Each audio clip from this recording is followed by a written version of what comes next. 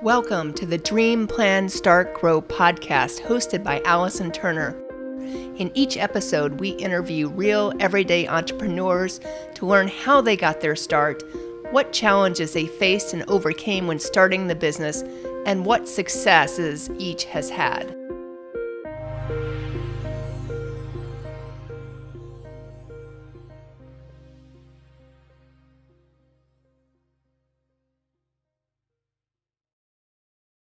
Welcome to the Dream, Plan, Start, Grow show. My name is Allison Turner. I am your host. I created this show and started this show in order to interview other entrepreneurs on how they got their start. Each of our paths has been different. Each has our own challenges and early on successes, as well as tips and tools that they've used that may help you if you're starting a company or in the early stages of building a company. So today I have with me Andrea Hoffer, who I know currently owns, is it AHA Marketing? AHA Recruiting Experts. Okay, you used to be AHA Marketing, didn't you? And I know you've owned other businesses as well, like a Massage Envy. I remember that, I think when you and I first met, you had the two companies. Yes. And then you were phasing out of the Massage Envy. Yes. And I kind of looked at your resume on LinkedIn, so it looks like there's been some other stuff in there as well. So how did you decide you wanted to become an entrepreneur to start with? Oh, that was a long journey, which I think it is for a lot of entrepreneurs. But I actually started my career on college campuses. I have my education, my experience originally was working for college campuses, helping in mainly the student development areas. And then slowly throughout that, I ended up being put in charge of revenue generating operations, which pretty much function like small businesses. And I realized, hey, I enjoy this and I'm pretty good at it. And both my parents had their own business growing up. Okay. I had never thought about it prior to that. But then I was like, okay, so I went back to school, got my MBA. And as soon as I finished that, I left. And that's when I opened the Massage Envy Spa. Okay. Now, quick question. You said you got your MBA, and some people I know are torn about that because I have my MBA and I'm not really sure how much it impacts me in the world of business ownership. But do you find it helped you in business ownership or not?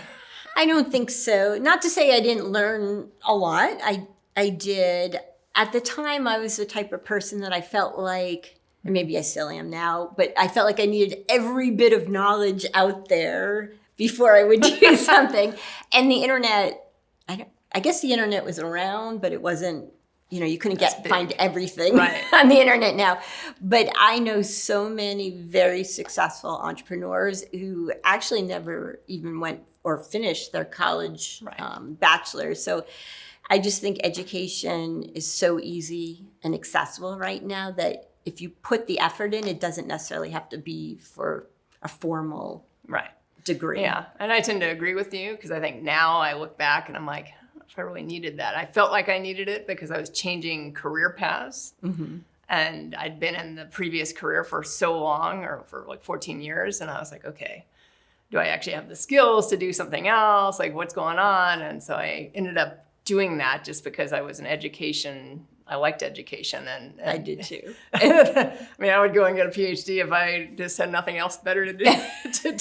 But that's me. So I felt like that was the path to go at the time. But now in hindsight, I don't know that, it benefited from, I think the only class that, I shouldn't say the only class, but the big class that helped me was there was a speaking and writing class, like a business speaking and writing class that was like really beneficial for me because I wasn't really into presentations. I hadn't really done a lot of that. And then business writing is a little bit different than just your everyday creative writing or blog writing or things like that. So I think like that was a class that really impacted me. And then I know I picked up things from all the other classes because I find you can learn in any situation. Oh, definitely. Yeah. But whether it helps in the day-to-day running of a business, that's a different story. Yeah, I'm not so sure. I also discovered while I was going for my MBA that a lot of, and you can focus, and I focused on entrepreneurship.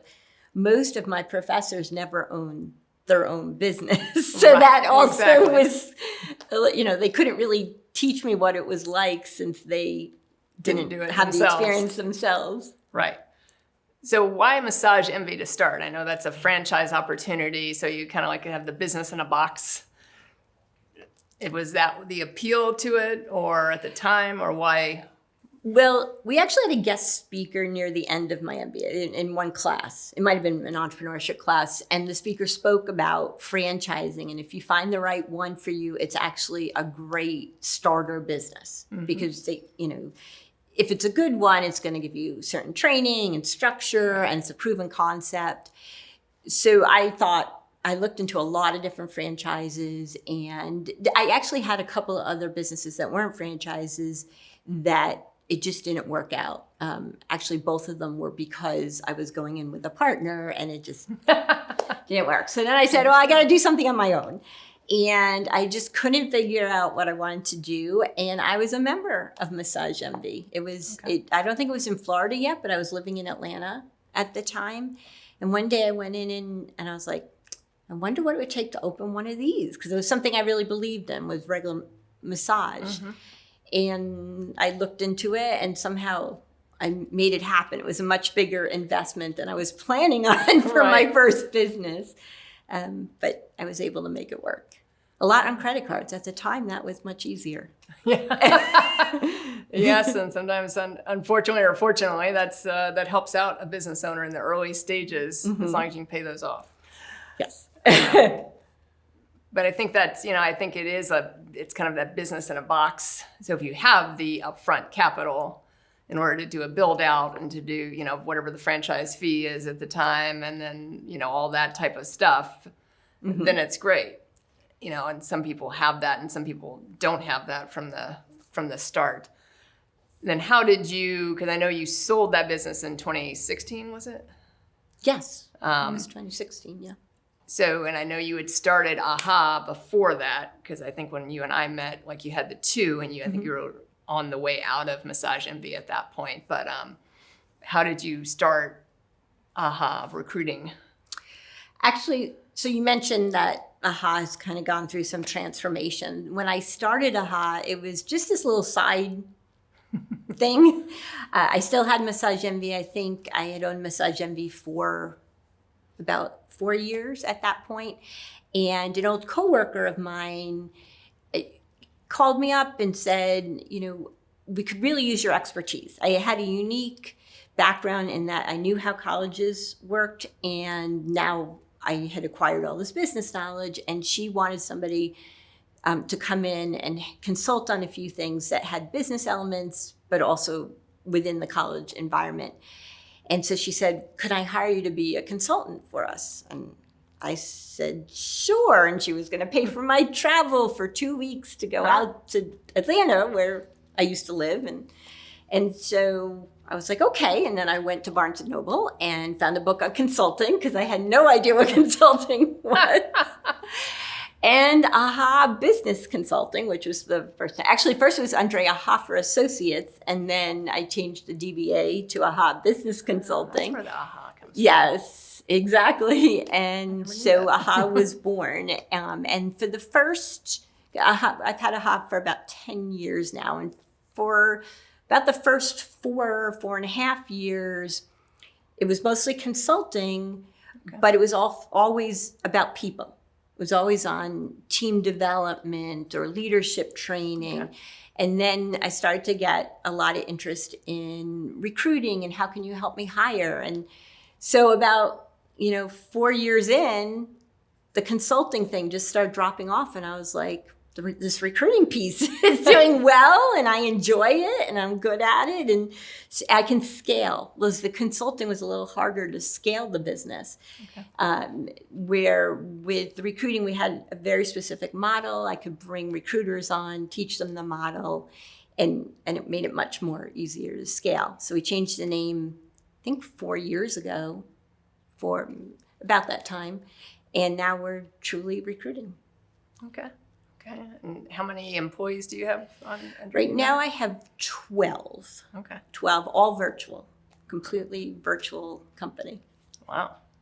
Yeah, because I know you work from a home office for the most part, right? Completely, yes. How often do you meet with your team? We have lots of different meetings depending upon departments throughout the week, but we have an all-team meeting every Monday, just for an hour, and we talk about wins and challenges for the week, and then we will talk about one of our core values each time. Okay. And what size businesses do you typically work with? We only work with small to mid-size businesses. Typically, as far as revenue goes, they do anywhere from $1 million to $10 million. It's been outside that range sometimes on both ends, but that's sort of where most of them fall. The sweet spot. The sweet spot, yes. No, that's great. So what were the challenges, because I know you had the two businesses at once, backtracking a little bit. Were there challenges, kind of, you said you started one more as like a side thing, the AHA, and then that kind of morphed into maybe a bigger business that you weren't expecting, but were there challenges running the two at once, or was at that point Massage MV able to, did you have a manager in place and you were kind of hands off on the day-to-day operational side? Yeah, when AHA started to grow, and really I did not put effort into growing it, and I realized there was one quarter where AHA did better than my Massage MV, and I was like, oh, this is interesting. Oh, wow. It was only me back then. And so I had a manager and assistant manager in place with Massage MV. And to be honest, I realized early on that Massage MV was not where my passion was. Okay. And everything I did with AHA, especially now, is where my true passion is. And so I knew I needed to sell Massage MV when I could and put full effort into AHA. I don't know if I answered your question. As far as balancing it, there were times where I wanted to put a lot more effort into AHA, but didn't have time because of Massage MV. Okay. But you were able to sell Massage MV, get yourself out of it. Does that one still exist today? Yes. Okay. It's still a going concern. Yeah. No, I know a lot of people that swear by Massage MVs, because of more reasonable price in massage and whatnot. So with your business now, obviously you've continued to grow it. I know, I think you were more in the consulting realm when I first met you, and then this is kind of morphed into this, the recruiting side of things. So where do you see it going in the next 5 years? Well, we actually have a lot of big things coming up. So we've always focused on the small and the mid-size business, and we've never truly done the traditional recruitment model. We don't charge a percentage of annual salary. And we also are very much a recruitment marketing firm and coaching firm, as well as full service recruiting. So that's why we're so focused on the small to mid-size, is to help the small to mid-size who maybe don't have the resources or the training to hire effectively. And hiring right now has been for a while, but of course now is all about employer branding and recruitment marketing. And most small to mid-sized businesses have no idea how to do this. My favorite quote is from one of our clients who thanks me every time she sees me, saying, "Thank you. Now we can compete for talent against the larger companies." She's like, when you look at our recruitment materials, it looks like we're a large company. Right. And that was really our goal, with this. But in a few weeks, we'll be launching another company with a franchise, actually, a recruitment franchise out of the UK. We're going to be the first US location or business, if you want to call it.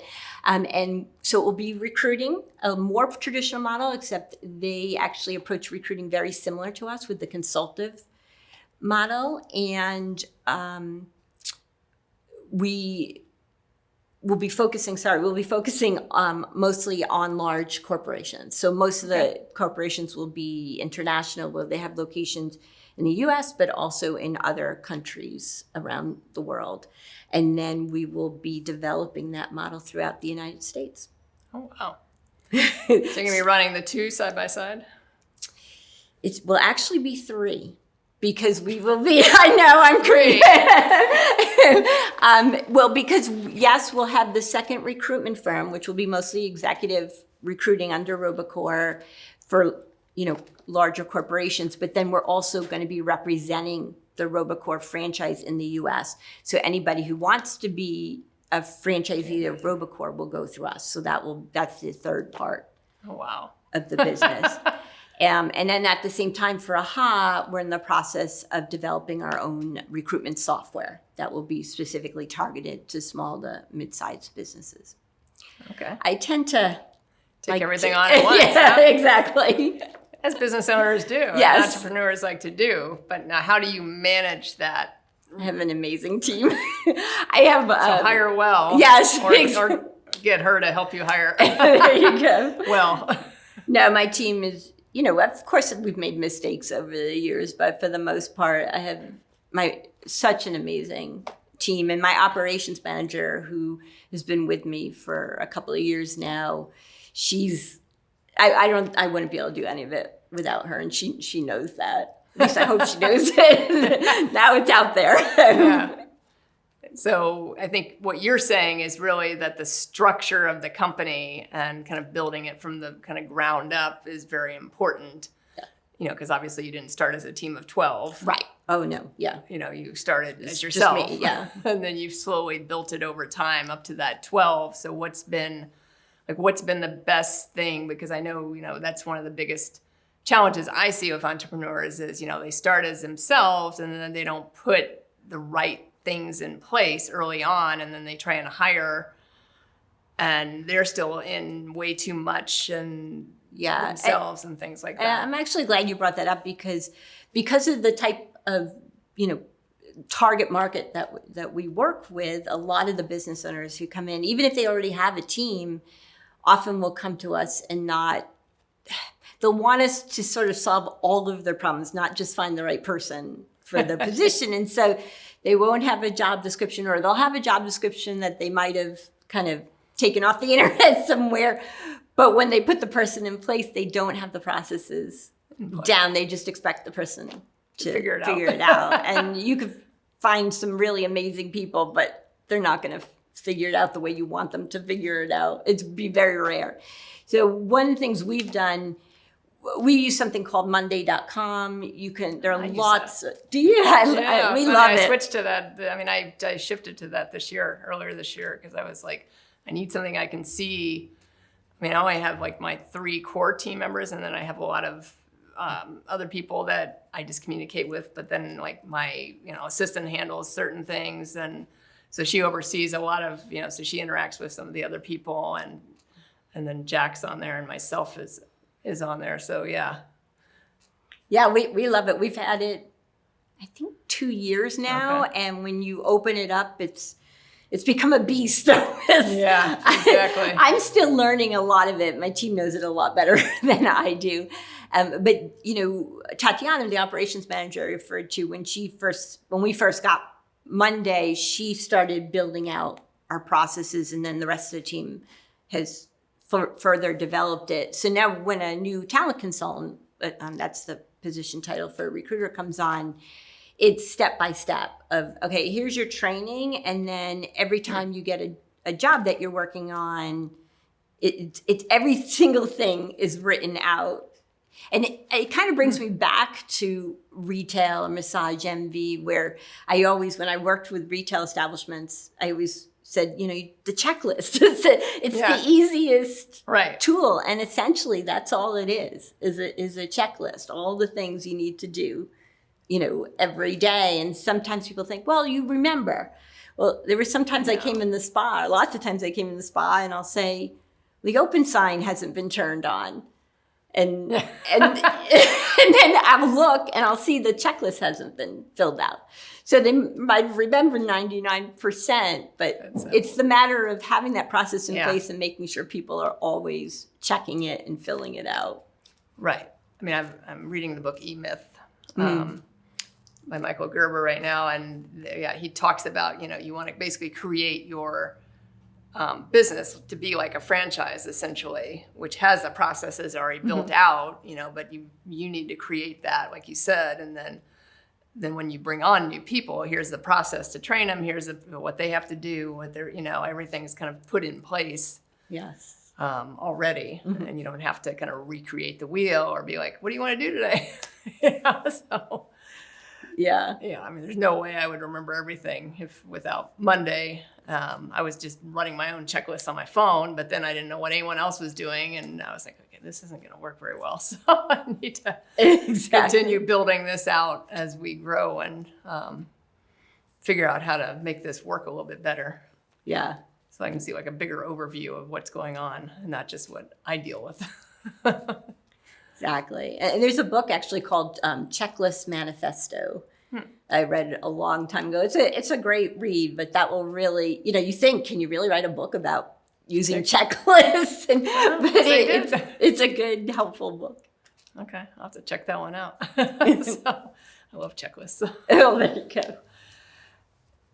So you figure out how to build your business, and then obviously start another business that's going to be launching soon, and then a third business on top of that one. Although they're complementary to some degree, so it's not like you have to reinvent the wheel. And the franchise will have everything, kind of all the processes built into it anyway, which is a plus. Yes. So you kind of get the business in a box already.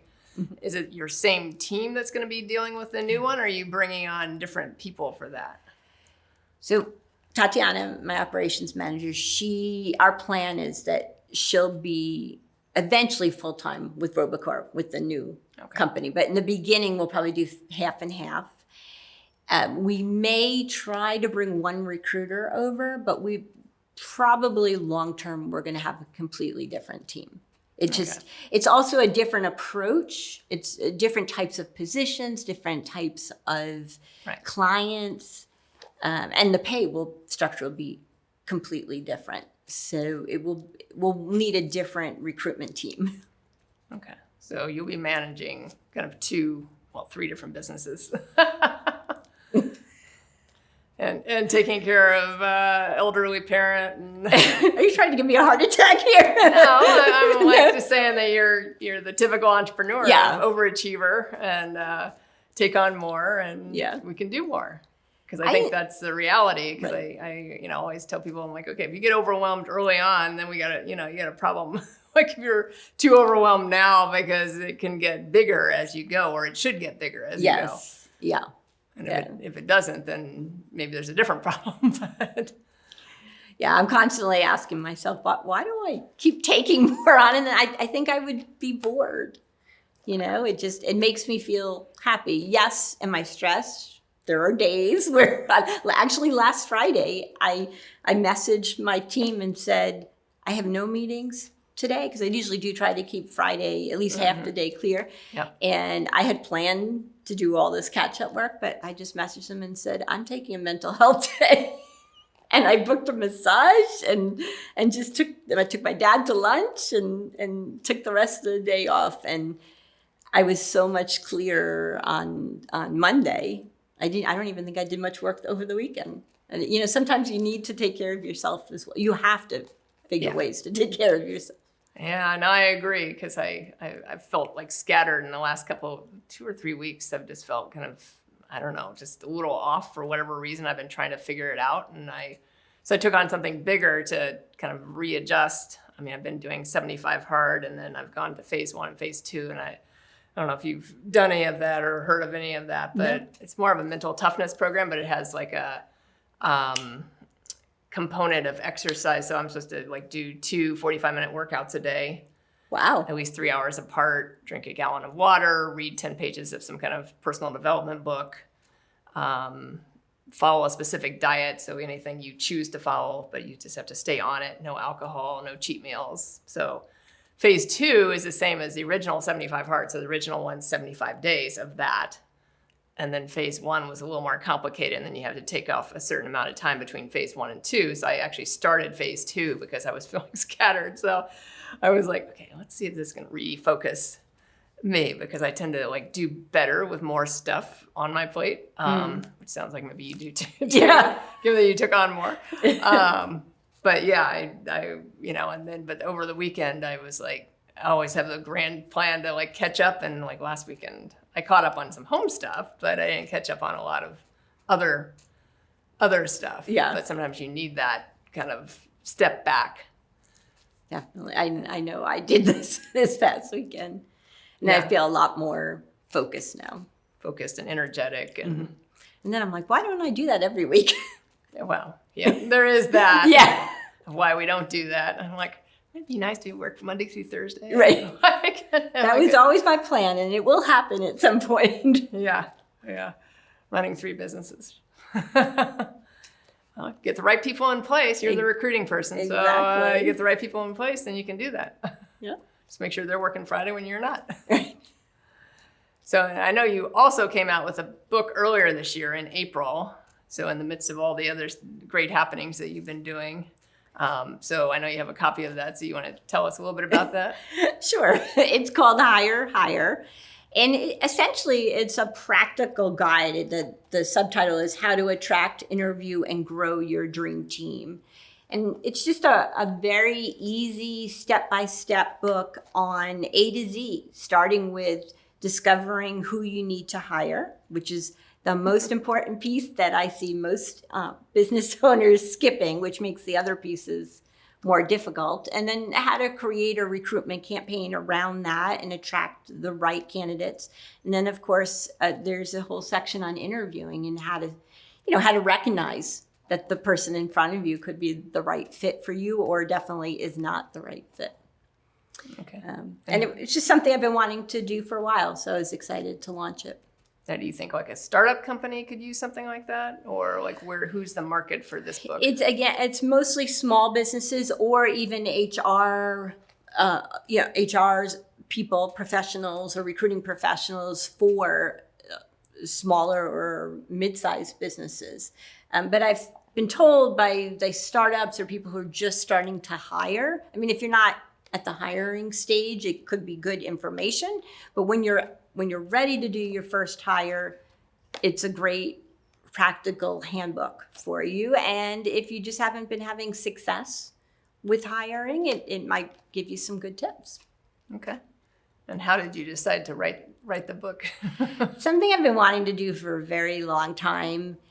And I started doing years ago. I actually wrote the outline, and then I would just throw things on the different topics as practices were changing and evolving.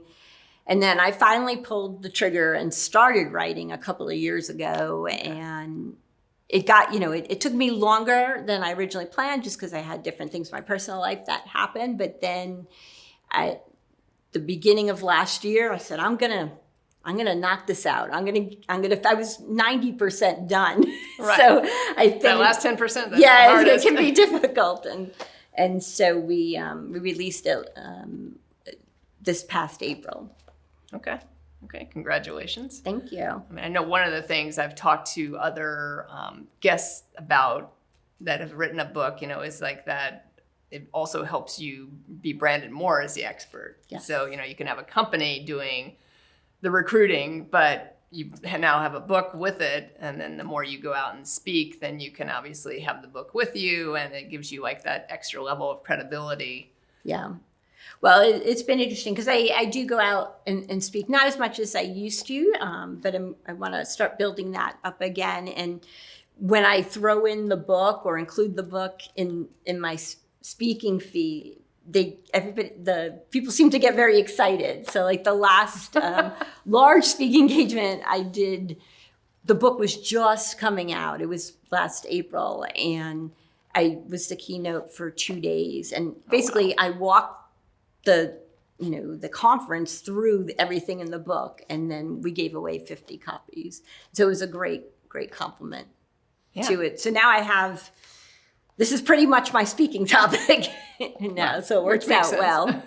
Yeah. Yeah, because that's when I'm going to start writing a book. So I'm trying to figure out the pieces, because I was going to go with the, Dream Plan Start Grow is actually my business coaching program for startups. So I was going to go with kind of 4 smaller books around that, but I may do something that's a bigger summary type of book of why first, and then kind of lead into that. I'm still got another week before I get started writing to figure that out. But I think the writing a book is great because it also focuses your thoughts, and then, like you said, gives you that opportunity for the keynote because it's now you have the book to go along with it. Well, and what's been amazing too is I've been getting people asking for a bulk price. So I have like one of our clients who is a franchisor. He asked me, I want to buy one for each of my franchisees. Yeah. So he asked if there was a way to buy in bulk. And I was like, this is a great idea. So I started publicizing it and starting to get some interest there. So that's been nice. That's great. That's great. You going to write another book after this? My plan is to write one on employee engagement and retention and expand more on onboarding. There's a small section in here. Okay. On onboarding, but that's good. So kind of like part 2. Exactly. Now that you got these people, you got to keep them. Because it's definitely, what do they say, more costly to have to rehire somebody or rehire for that position than to actually engage them and keep them in that position. Right. Well, that's why we just launched new programs that now include a 1-year free replacement guarantee for when we place. But there's kind of a caveat to it where we create a whole 1-year roadmap for the employee and employer, and we hold them accountable to it. Wow. Which makes sense. Yeah. Because otherwise they'll be like, they left. Right. Or we fired them. And you're like, what do you mean? Yeah. Did they chew gum and walk backwards or something? Like, what was the reason? What didn't work? So we want to make sure we're setting them up for success. Right. No, that sounds great. Now, what is because I know, the other thing we talk about a lot here is kind of the personal side of things, a personal life. Whether you're into like exercise, meditation, like what you do, you just talked about like the taking that day off because you don't have any meetings, like kind of what you do to stay sane, I guess, for lack of a better word, or more balanced or whatever the word is. Each person uses kind of a different word, but what's your thought on that as far as like, what do you do to kind of help yourself kind of recover and stay fresh and energetic? Right. Well, one of the things I do most often is walk my dog or play with my dog. I'm a fairly new pet owner. I had never had a pet growing up. And then about a year and a half ago, got a puppy. And he's just been wonderful. And, therapy dog. Yes, in many ways, yeah. I definitely feel like he's a therapy dog. And so that, that has helped me a lot. And it also helps me to get a breather. Like if you're working, and you forget to take a break, the dog will remind you. You gotta go potty, Mom. Yeah, or just want to wander. And so then it's like, oh, you're right. Let's go outside and breathe some fresh air. I wish it wasn't 95 degrees, but it's still beautiful to go out and see the trees. Better than 20 below. Right, true. It's all relative. True. So that's one. Recently, I started swimming. I never enjoyed swimming before, but I don't know why. All of a sudden, I wanted to start swimming. So I've been doing that about once a week, not just for about 20 minutes. Okay. But that sort of, I don't know, it just feels like it centers me, gives me some exercise. I work out once a week, trying to bring that up to twice a week. So we'll work on that. That's, and just spending time with family and friends. No, I think that's important. I mean, I always, between the dogs, obviously I've got my 2 dogs here at the office, and it used to be just the one came with me, Gracie. And then when the pandemic hit, I was like, all 3 of the little ones, one since passed away, but he was 16 and a half, so we actually had to put him down earlier this year. But the 3 would come, the 3 little ones and the 2 big ones would stay at home because they tend to make lots of noise, big barking noise, which is not always so fun. When they do bark, they're not so loud. But I would see like my landlord, who's the owner of the building, he brings his dog, he's at the office. And then, some of our neighbors have dogs that are in this building as well in the units. And so there's no issue of dogs being here, which is great because I find, like you said, it is a good break just to, and it kind of also takes you out of the everything's so serious mode because they come over and they look at you with some cute look and you're like, oh, you're so cute. Yeah, our team is a big dog loving team, so our dogs often show up in our Zoom meetings. Yep. No, my assistant's a cat person, but so usually her cats will show up when they want to make an appearance and decide they want to be on Zoom. So, but they're a little more, like, don't I look beautiful? Yes. I am a cat. And I think what you said is like getting that exercise in. I mean, I walk early in the morning, so I get up early and I walk before sunrise at this point, since days are getting shorter now, which frustrates me. But so it's still pretty dark out when I'm walking. But I take one of the bigger dogs and walk 3 miles in the morning before I even get started, and that way that kind of helps get the exercise in early on and start my day what I call right for me at least. So I think that's critical as well. I mean, do you have any other routines that you do? I mean, I know some people do meditation, visualization, other things like that, or like just reading, or... Actually, one thing I started a few months ago that I really enjoy is I have this membership at this place where I get infrared sauna. Yeah. And it's not just the sauna part that I think finds healing. It's also, I'm closing out the world for 45 minutes and I put meditation. It has Bluetooth, so I can put meditation on in the sauna. And it's just, I usually go on Saturdays, and it just makes me feel so good afterwards. But I guess between the heat and closing out the world and the meditation, it's like a powerhouse. Yeah, now I've heard infrared sauna is great for you, like just from that standpoint, let alone like what you're talking about. I tried, what's the thing where you lie in the water thing? I was like, I don't know if I could do that. I don't know. When they started closing that lid thing down, I was like, that doesn't appeal to me. No, I tried it once just because I had a prospective client and they wanted me to try it. And I was like, oh, this is great. I was like, I feel like I'm in a casket with water in it. That's one of my biggest fears is drowning. So oh, great. Yeah. Perfect fit. Well, yeah. Luckily it's like not that deep, but I know people that swear by it too. So I'm like, each person's got to find their own fit of what works for them to kind of get them kind of zen or whatever you want to call it, and back kind of ground level and not stress up here all the time. Because I find by the end of the week, it's a tough, you have to kind of finish the week strong, whether it's Thursday, Friday, whatever that week is for you, and then really take that time. Right.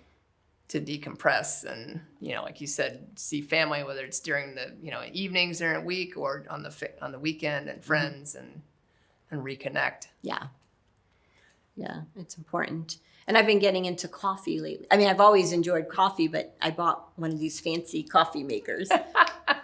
So that's a nice little, even though the coffee itself is probably not the best as far as stress depending relief. on how much you drink. You drink 8 cups a day. No, I'm not that bad. Usually 1 or 2 a day. Yeah, the diet I follow for this phase 2 thing doesn't allow coffee, so I go off of it.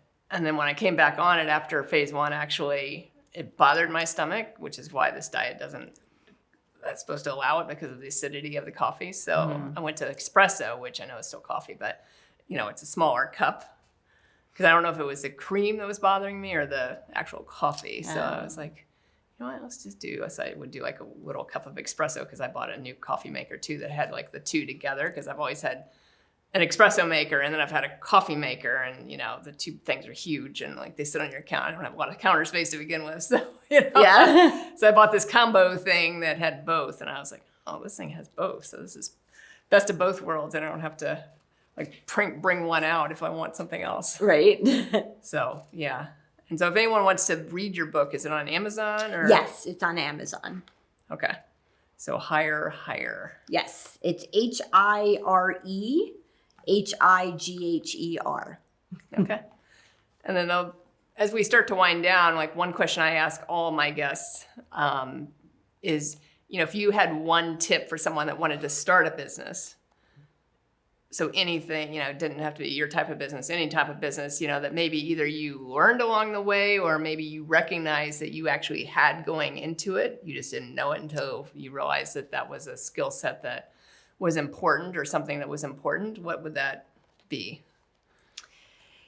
I actually have two. It's not even a tip, and they're both things that you probably have heard before. But one, of course, just really enjoy what you do, because you're gonna it's gonna be hard times, and some days are gonna be everything's gonna go right, and other days everything's gonna go wrong. I understand. And you just need to be so passionate about where you're going and the value you're bringing to people to keep you going, to persevere. The other tip is a little different, and I think I remember actually learning this in school, and that was whenever you can, get money. So when I first opened my spa, I would go to the bank across the street every single day and say, will you approve me now for a credit line? Even when I didn't need money. And close to a year later, they finally gave me a credit line. And let me tell you, that credit line saved my life so many times. And even if you don't need money, some kind of credit line that can be there just in case, whether it's an opportunity or something. Annual fee for it. I mean, right. I have one too, and you pay an annual fee, which is minimal. Yeah, it's very low if you're not using it. $150 or something like that, and then you don't pay anything else unless you pull from it, and then you obviously pay the interest if you don't, as you pay it back. But right, and then it's rotating, so you pay it back. Sometimes I would only take it out for 2 days because I knew money was coming in. It's just I needed those 2 days covered. To cover payroll or any other expenses. So, that really has saved my life so many times. No, I think that's a great suggestion. No one's come up with that one yet, so or offered that one, but I think that's a great suggestion, which I hadn't actually thought of. So. Oh, well, good. I'm glad I was able to bring something unique. And then if anyone wanted to get in touch with you, whether they were looking for some kind of recruiting service like you offer, or just had a question, what's the best? Is it email, website, social media? Any of them would work. I recommend you can email me at Andrea, ANDREA, at aharecruitingexperts.com, all one word. Or look me up on LinkedIn. I'm very active on LinkedIn, so if you send me a message there or a connection request, I will return it.